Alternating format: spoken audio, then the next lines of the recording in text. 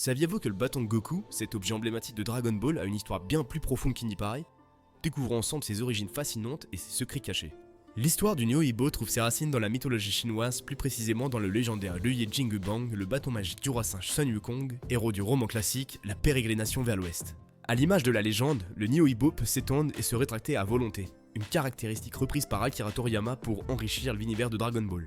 Dans Dragon Ball, ce bâton magique fait son apparition dès le début de l'histoire. Il est hérité par Sangoku de son grand-père adoptif, Sangohan. Ce qui semble être au départ n'être qu'une simple arme devient rapidement un objet central, révélant des origines divines et jouant un rôle clé dans les aventures de Goku.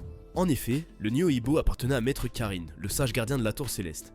Ce bâton magique servait autrefois de passerelle entre la Tour Karin et le palais du Tout-Puissant, le sanctuaire où réside le dieu de la Terre. Cependant, à mesure que l'univers Dragon Ball évolue, le Nyoibo s'efface peu à peu. Avec l'émergence des arts martiaux et des attaques comme le Kamehameha, son rôle devient secondaire.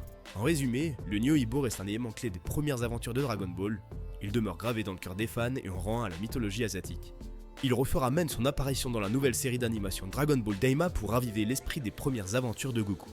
Effectivement, c'est un clin d'œil affectueux qui enrichit l'expérience nostalgique tout en réintroduisant une simplicité bienveillante dans un univers devenu complexe.